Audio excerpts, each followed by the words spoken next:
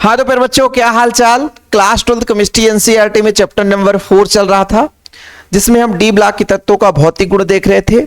आज भौतिक गुण का आखिरी वीडियो है, जिसमें हम 4 भौतिक गुण चर्चा करेंगे। पहला अपना है अंतराकाशी यौगिक। ये सारा चीज नोट्स में भी अवेलेबल रहता है। जिन बच्चों ने नोट्स लिया है तो अच्छी बात है, जिनको भी नोट्स लेना है तो व्हाट्सएप नंबर हमारा है 9685299149। मात्र प्यारे बच्चों आपके लिए प्रॉपर 100 रुपए में नोट्स अवेलेबल रहता है। जिन बच्चों को नोट्स लेना है तो व्हाट्सएप कर सकता है, जानकारी ले सकता है। चलिए, पहला जो फिजिकल प्रॉपर्टी आज हम बात करने वाले हैं, अंतराकाशी यौगिक। अंतराकाशी यौगिक मिश्र धातु के प्रकार में भी पाया जाता है। ध्यान दीजिएगा। देखो, जैसे मान लीजिए डी ब्लॉक के तत्वों के बारे में बात करते हैं तो डी ब्लॉक के तत्वों की जो परिभाषा है वो डी ब्लॉक का तत्व कब कहलाएगा, जिसके अंतिम इलेक्ट्रॉन n-1 डी उपकोष में प्रवेश करता है। कहने का मतलब डी उपकोष के जो कक्षक होंगे वहां प्रवेश करेगा, वो आपका n-1 डी के आधार पर डी ब्लॉक का एलिमेंट्स कहलाएगा। डी के कितने कक्षक हैं प्यारे बच्चों? डी के टोटल कितने कक्षक होते हैं? 5 कक्षक होते हैं, सबको पता है। डी के 5 कक्षक हैं और डी में कहीं ना कहीं अयुग्मित इलेक्ट्रॉन पाए जाते हैं। इसी अयुग्मित इलेक्ट्रॉन के कारण ये भौतिक गुण मुख्य रूप से प्रॉपर्टी के रूप में हम सब कुछ अध्ययन करते हैं। अब होता है कि डी ब्लॉक का मतलब कोई भी एलिमेंट्स है वो आपका एक क्रिस्टल के रूप में होगा। क्रिस्टल के क्या होंगे? उनके अणु परमाणु जो है एक दूसरे से समीप, ऐसा जैसे मान लीजिए एक छोटा सा हम यहां पर डायग्राम आपको बनाकर दिखाते हैं। चलो, छोटा सा लेंगे बच्चा, ये लो, फिर इसी को बस कॉपी करते चलेंगे। ठीक है, कॉपी करते चलते हैं। ठीक है, ये लो भाई, ये कॉपी करते चल रहे हैं, मतलब एक दूसरे के पास में। ऐसे ही नीचे भी होगा, है ना, ऐसे इसके बीच में है, ऐसे आगे बढ़ता जाएगा, ऐसे आगे बढ़ता जाएगा भाई, है ना, आगे ऐसे बढ़ता जाएगा। ये क्रम है ना, फिर क्रम ये लो। मतलब डी ब्लॉक के यदि हम किसी क्रिस्टल के बारे में बात करते हैं तो कुछ इस तरीके से समायोजित रहते हैं। अब होता क्या है कि इनके बीच में कुछ रिक्त स्थान है। देखो जरा, रिक्त स्थान है। अब जब इनके बीच में कोई रिक्त स्थान, जैसे यहां पर कोई अन्य है ना पदार्थ आकर के जमा हो गया, ठीक है, यहां पर कोई अन्य पदार्थ, क्योंकि रिक्त स्थान है तो कहीं ना कहीं एक प्रकार का ये मिश्र धातु का रूप ले लेता है। ठीक है, इस कारण कहा जाता है कि यह अंतराकाशी यौगिक का भी निर्माण करता है। देखो बच्चों, क्या होता है कि डी ब्लॉक के जो एलिमेंट्स हैं वो जब किसी क्रिस्टल जालक के रूप में पाए जाएंगे। क्रिस्टल जालक का मतलब क्या है? एक जो परमाणु है ना, से आपका क्रिस्टल जालक नहीं बनता। एक ही प्रकार के परमाणु मिलकर के, है ना, एक लंबी चौड़ी श्रृंखला बना दे, परमाणु परमाणु आपस में जुड़ जाए तो एक प्रकार का क्रिस्टल जालक है। अब उनके बीच बीच में रिक्त स्थान पाया जाता है। जब रिक्त स्थान पाया जाएगा तो छोटे आकार वाले परमाणु आकर के उनके जगह पर जम जाते हैं। मतलब रिक्त स्थान पर जब छोटे आकार का परमाणु आता है तो जो डी ब्लॉक का एलिमेंट्स है जिससे मिलकर बना हुआ है, वो उस पदार्थ को, यानी उस पदार्थ के जो कण है यानी परमाणु है, उसको अच्छे तरीके से जकड़ लेते हैं और जकड़ करके भाई अंतराकाशी यौगिक का निर्माण करते हैं। देखो जरा यहां पर थोड़ा देखिएगा बच्चों कि संक्रमण धातुओं में यह गुण होता है कि वे छोटे आकार के परमाणु, जैसे कार्बन हो गया, हाइड्रोजन हो गया, नाइट्रोजन हो गया, बोरान हो गया, को अपने क्रिस्टल जाला के अंतराकाशी स्थान पर जकड़ लेते हैं। छोटे आकार के परमाणु इस कारण से धातु परमाणुओं के घेरे के बीच में बंध जाते हैं। इन्हें ही अंतराकाशी यौगिक कहा जाता है। ऐसा होने पर धातुओं की तनन शक्ति बढ़ जाती है और वे कठोर हो जाते हैं। जैसे शुद्ध आयरन जो मुलायम होता है, कार्बन के साथ अंतराकाशी यौगिक बना देने से ढलवा लोहे या स्टील बन जाता है, जो कि अत्यंत कठोर होता है। कितना बढ़िया है एग्जाम्पल। इसमें कुछ है ही नहीं भाई। मैंने क्या बताया कि क्रिस्टल तंत्र है। क्रिस्टल तंत्र का मतलब आप सबको पता है कि एक ही प्रकार के परमाणु आपस में मिलकर के एक बड़ा सा आकार बना लेते हैं, वो क्रिस्टल तंत्र कहलाता है, क्रिस्टल जाला कहलाता है। अच्छा है क्या कि पहले एनसीईआरटी में चैप्टर 1 सॉलिड स्टेट था, ठोस अवस्था था, लेकिन अब एनसीईआरटी ने हटा दिया तो क्रिस्टल जाला, क्रिस्टल तंत्र के बारे में बच्चों को पता ही नहीं रहता है। देखिए क्या होता है कि एक ही प्रकार के परमाणु मिलकर के एक बड़ा सा आकार बनाते हैं, आकृति बनाते हैं, उसे हम उसका क्रिस्टल जालक बोल देते हैं, तंत्र बोल देते हैं। अच्छा, उनके बीच में रिक्त स्थान होता है तो छोटा जो इसका परमाणु आकार होगा आकर के अंतराकाशीय स्थान पर जमा हो जाता है, और परमाणु से धातु परमाणु से ही क्या हो जाता है, जकड़ा रहता है, क्योंकि भाई धातु परमाणु चारों तरफ से छोटा आकार बीच में आ गया तो घिरा रहता है। जैसे चार लोग आ गए, खतरनाक व्यक्ति एक छोटे व्यक्ति को दबा रहे हैं बीच में खड़े करके, वो तो डर के मारे कुछ नहीं बोलेगा, वो डरा ही रहता है भैया, डर जाएगा ना, क्योंकि वो धाकड़ व्यक्ति है, बॉडी बिल्डर वाले व्यक्ति। हम ही देखो हमारी बॉडी कितनी है, बहुत कम है, और अच्छा खासा तगड़े आदमी आ जाए और हमको बोले भी हम तुमको मार देंगे भैया, तो हम क्या चुपचाप बैठ जाएंगे। ऐसे ही छोटे आकार वाले परमाणु आकर के अंतराकाशीय स्थान पर जम जाते हैं। इसका सच्चा सा उदाहरण है एनसीईआरटी का कि भाई साहब जैसे शुद्ध आयरन है, लोहे से ही ढलवा लोहा स्टील वगैरह बनाया जाता है, तो उसमें कार्बन के कण को मिला देते हैं, तो कार्बन का जो कण है यानी कार्बन का जो परमाणु है लोहे के जो क्रिस्टल जालक की बात करते हैं उसके अंतराकाशीय स्थान पर जम जाते हैं, जमा हो जाते हैं, जिसके कारण से ये जो लोहा है कठोर हो जाता है ना, और उसकी एकाध वर्णीयता बढ़ जाती है। स्टील या ढलवा लोहा इसका उदाहरण है। तो अंतराकाशीय यौगिक का मतलब समझ में आ गया कि संक्रमण धातु है बच्चों। जब ये क्रिस्टल तंत्र के बारे में बात करते हैं, इसका क्रिस्टल जालक के बारे में बात करते हैं, तो कहीं ना कहीं उनमें रिक्त स्थान पाया जाता है। रिक्त स्थान पाने के कारण जिनका आकार छोटा होता है, जैसे कार्बन हो गया, बुरान हो गया, हाइड्रोजन हो गया, ये आकर के धातु के क्रिस्टल जालक के बीच में आकर के जम जाते हैं, मतलब चारों तरफ से धातु क्या है उसको जकड़ लेता है, जिस कारण से इसकी कहीं ना कहीं कठोरता भी बढ़ जाती है, गलनांक क्वथनांक जो होता है उच्च हो जाता है। इस तरीके से अंतराकाशीय यौगिक के बारे में आपको क्लियर हो गया। आगे बढ़ते हैं, दूसरा आज का अंतराकाशीय यौगिक की प्रमुख गुण। तो गुण आप लोगों को तो देखो भाई, शुद्ध धातु की तुलना में गलनांक बढ़ जाता है। गलनांक क्योंकि कठोर हो जाता है तो गलनांक तो बढ़ेगा ही बढ़ेगा, ठीक है। शुद्ध धातु की तुलना में अत्यंत कठोर हो जाता है, ठीक है। जैसे कुछ बोराइड तो हीरे के बराबर कठोर हो जाते हैं। जब हम मिश्र धातु बनाते हैं, मिश्र धातु बनाने का मतलब डी ब्लॉक के तत्वों के अंतराकाशीय स्थान पर कुछ अन्य धातु परमाणु जाकर के जमा हो जाते हैं, धातु भी हो सकता है, धातु भी हो सकता है, तो वो कठोर हो जाता है, गलनांक क्वथनांक उच्च हो जाता है, ठीक है। इसमें धात्विक चालकता बरकरार रहती है। कहने का मतलब ये है कि अंतराकाशीय स्थान पर कोई अन्य पदार्थ आ गया, चाहे वो अधातु ही क्यों ना हो, इसके कारण वो चालकता में कमी नहीं आती है, क्योंकि जो परमाणु उसमें डी ब्लॉक का एलिमेंट्स का परमाणु है वो रहेगा ही रहेगा, चालकता उसके कारण होती है। रासायनिक रूप से कम क्रियाशील होते हैं और प्रायः अक्रिय होते हैं। कहने का तात्पर्य हुआ कि जो आकर के अंतराकाशीय स्थान पर आते हैं वो फिर यौगिक का निर्माण करते हैं, तो वो ज्यादा क्रियाशील नहीं बन। जब यौगिक की बात कर, चालकता तो उसमें होती है लेकिन वो उतना सक्रिय नहीं रहता, क्योंकि भाई बंद जहां बनाना चाहिए तो कोई अन्य परमाणु आकर के बीच में आ गया तो एनर्जी वहां खपत हो गई, तो फिर उतना ज्यादा क्रियाशील नहीं होते। तो कभी कभी क्वेश्चन पूछ देता है कि भाई अंतराकाशीय यौगिक से आप क्या समझते हो, इनके गुण के बारे में बात करो, इनकी विशेषताएं के बारे में बात करो, तो डी ब्लॉक एलिमेंट्स में आप लोग तैयार कर लेना। आगे चलते हैं, मिश्र धातु का निर्माण। मिश्र धातु का निर्माण 9th 10th से आप पढ़ते आ रहे हो कि जब दो धातुओं को आपस में मिलाया जाता है अच्छे तरीके से, तो परमाणु एक दूसरे से क्या कर लेते हैं, बंध बना लेते हैं और एक नए प्रकार के यौगिक का निर्माण करते हैं, जिससे हम मिश्र धातु कहते हैं। अक्सर जब हम बात करते हैं, प्रायोगिक अध्ययन करते हैं, तो दो धातुओं को आपस में गलाया जाता है, गला करके आपस में मिला देते हैं और ठंडा कर देते हैं, तो एक नया धातु बन जाता है, एक नया पदार्थ बन जाता है, वो आपका मिश्र धातु कहलाता है। क्या कहलाता है, मिश्र धातु। जैसे भी आपने देखा कि ढलवा लोहे से, सॉरी आयरन शुद्ध लोहा है, शुद्ध लोहा से ढलवा लोहा बनाना है तो उसमें कार्बन के कण को डाल दिया जाता है। ढलवा लोहे को जब भैया लोहे को पिघलाएंगे और उसमें कार्बन को भी टेम्परेचर मिलाकर डाल देंगे, कार्बन की एक फिक्स परसेंटेज होती है जिसके कारण से वो ढलवा लोहा का निर्माण कर लेता है, ठीक है। ऐसे ही आप लोग जब पढ़ते हो बच्चों, जैसे आप लोग ठोस मिश्र धातु के बारे में पढ़ते हो कि पीतल बनाना है तो कॉपर और जिंक को आपस में क्या करें, पिघला करके डाल देंगे और ठंडा करके रख देंगे, तो कुछ देर बाद वो है ना एक नया यौगिक बनेगा जो हमारा पीतल कहलाएगा। जैसे अपना कॉपर और टीन है, कॉपर और टीन है, एसेंट क्या है, टीन है, तो कॉपर और टीन है, इसको क्या करेंगे, पिघलाएंगे, पिघला करके मिलाएंगे, कुछ देर बाद ठंडा करेंगे और बनने के बाद भैया एक कांसा हो। इनकी फिक्स परसेंटेज होती है, लेकिन परसेंटेज रटने की जरूरत नहीं है क्योंकि सिलेबस में है ही नहीं है, सिलेबस में ही नहीं है कि किसका कितना परसेंट है। तो मिश्र धातु तो सिंपल है। मिश्र धातु क्या होता क्या है कि जब धातुओं को आपस में क्या करा जाता है, मिलाया जाता है ना, उच्च ताप पर इसको मिलाते हैं तो आपस में मिलता है और ठंडा करने पर एक नया यौगिक बनता है। मैं आपको बता दूं कि ये सब क्यों बनता है, क्योंकि N-1D के जो कक्षक होते हैं वो अयुग्मित होते हैं। क्या होते हैं, अयुग्मित होते हैं। क्या होते हैं, अयुग्मित। अयुग्मित होते हैं तो बंध बनाने की क्षमता रखते हैं। क्यों? क्योंकि भाई जैसे मान लीजिए डी कक्षक है, ठीक है, डी कक्षक है बच्चा, अब इसमें अयुग्मित इलेक्ट्रॉन है, क्या अयुग्मित इलेक्ट्रॉन है, जैसे मान लीजिए कुछ युग्मित भी है, 3 अयुग्मित है, तो किसी के साथ मिलकर के आसानी से बंध बनाने की क्षमता रखते हैं।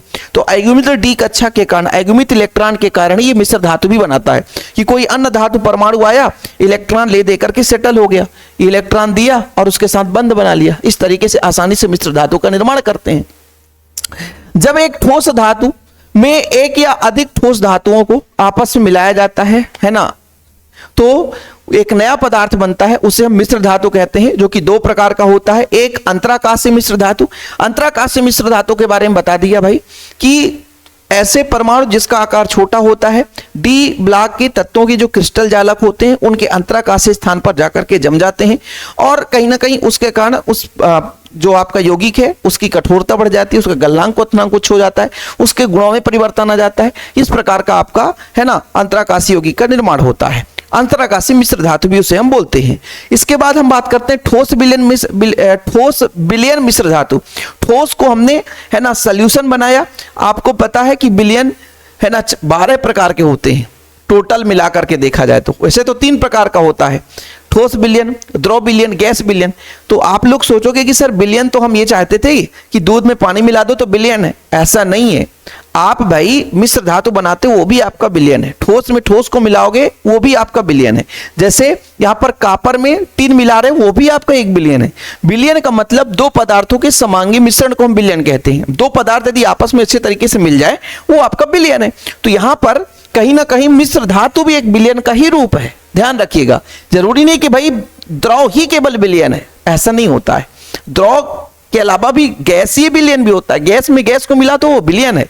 2 पदार्थ चाहे वो द्रव हो, चाहे ठोस हो, चाहे गैस हो, उनको अच्छे तरीके से आपस में मिला दें, समांगी विलयन का मतलब अच्छे तरीके से घुल मिल जाए, वो आपका विलयन कहलाता है। ठीक है, तो ये आपका बच्चों ठोस विलयन मिश्र धातु और अंतराकाशीय विलयन मिश्र धातु, इसमें कुछ है नहीं, है ना, बहुत आसान है कि जब पिघली हुई धातु में अन्य धातु गलित धातु को मिलाई जाती है तो समांगी मिश्रण बनता है, जो कि ठंडा होकर के भाई साहब कुछ न कुछ एक यौगिक का निर्माण करता है, वो आपका ठोस विलयन मिश्र धातु, जैसे पीतल, कांसा आदि।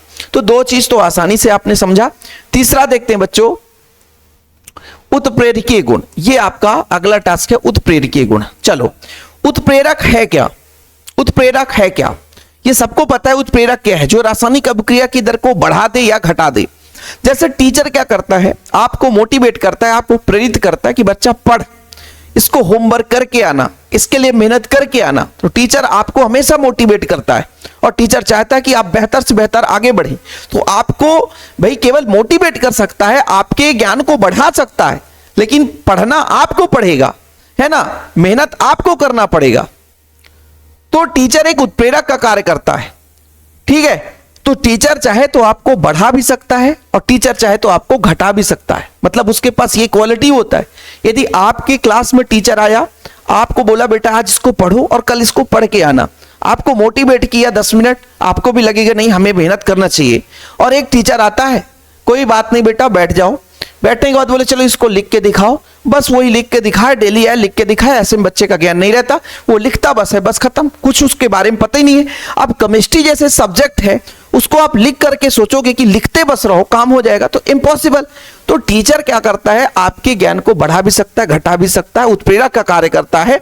ऐसे ही जब कोई अभिक्रिया संपन्न हो रही होती है तो उसमें हम कुछ ऐसे एलिमेंट्स या कुछ ऐसे पदार्थ डालते हैं जैसे अभिक्रिया की दर क्या हो जाती है, बढ़ जाती है, घट जाती है। जैसे कभी कभी पानी के कारण कुछ ऐसा पानी होता है दाल नहीं पकता, तो उसमें मीठा सोडा डाल देते हैं, तो वो दाल को पकाने में मदद करता है।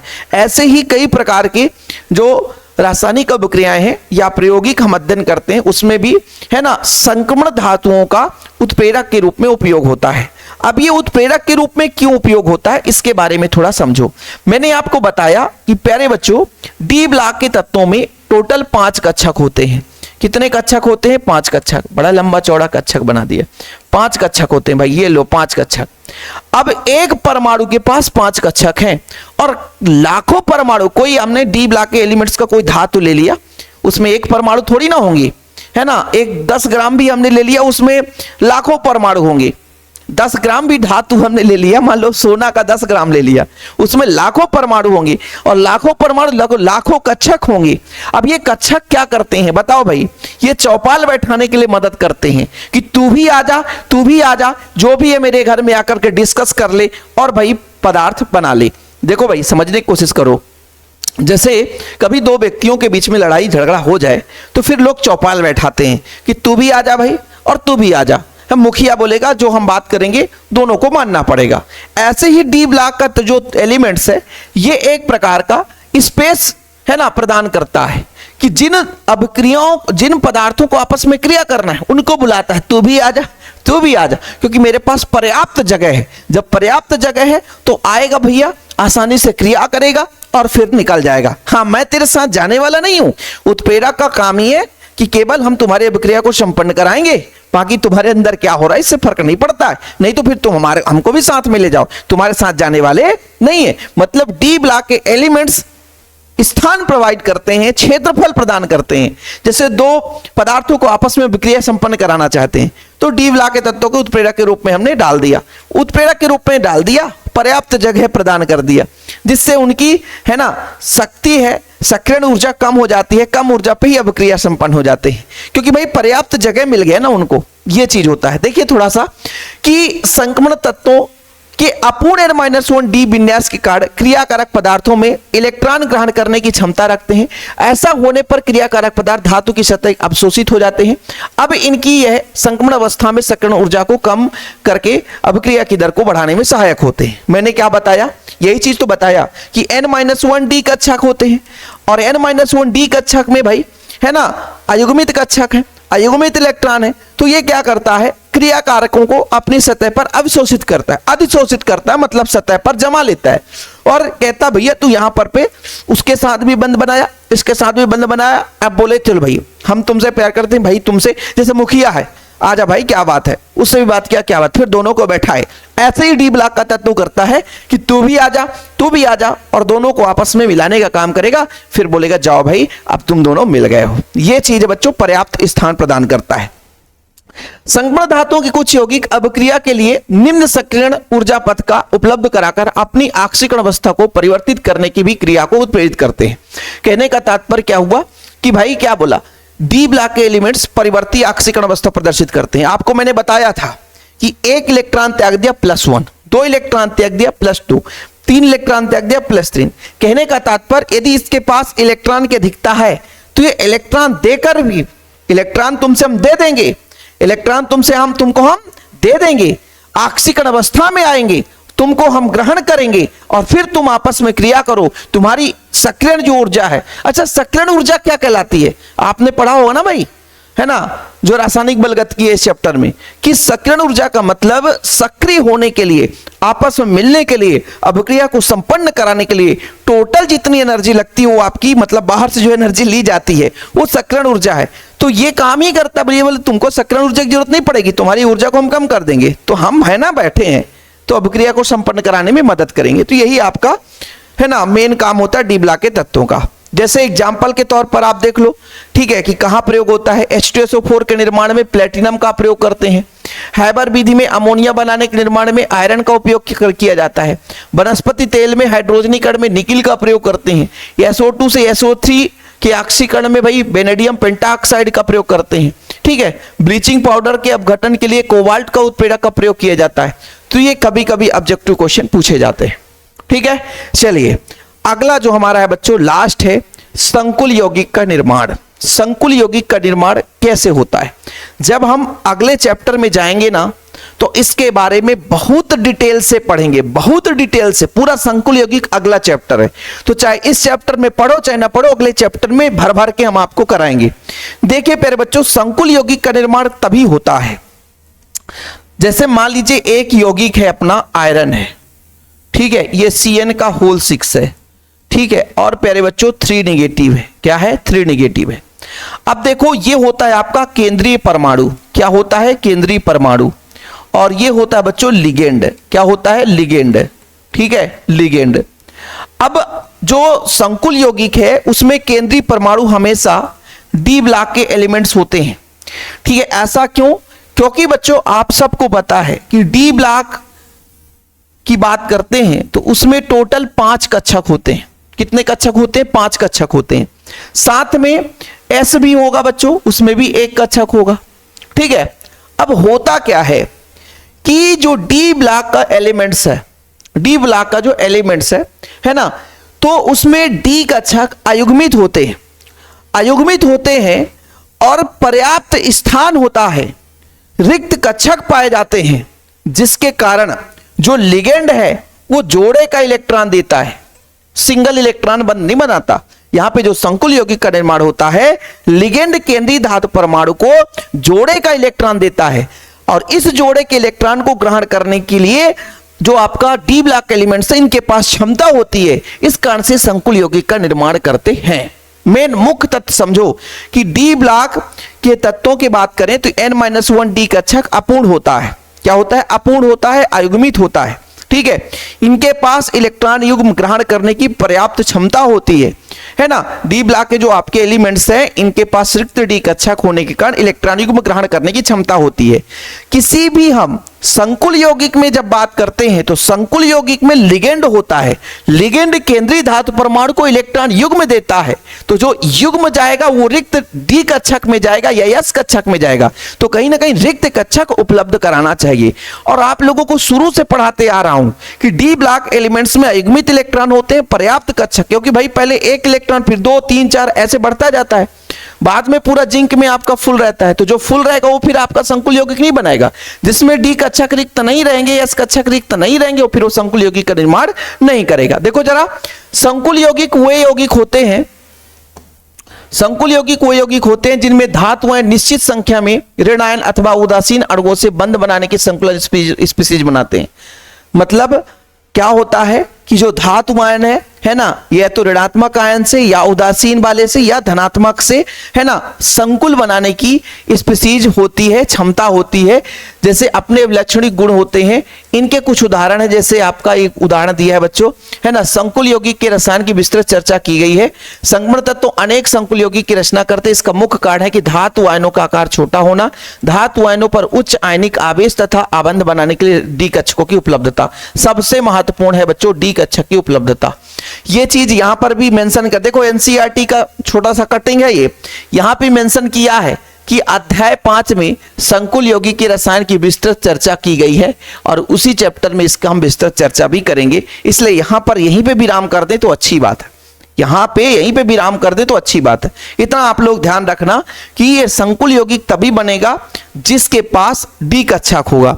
डी कक्षक होगा तो जो आपका लिगेंड आएगा वो इलेक्ट्रॉन युग्म देगा, तो इसके पास पावर होनी चाहिए, इसके पास क्षमता होना चाहिए कि वो इलेक्ट्रॉन युग्म ग्रहण कर सके। ठीक है, तो ये जो 4 आज की फिजिकल प्रॉपर्टी भौतिक गुण थे डी ब्लॉक एलिमेंट्स के, तो आप लोग कंप्लीट तैयार कर लेना, प्रिपेयर कर लेना बच्चा।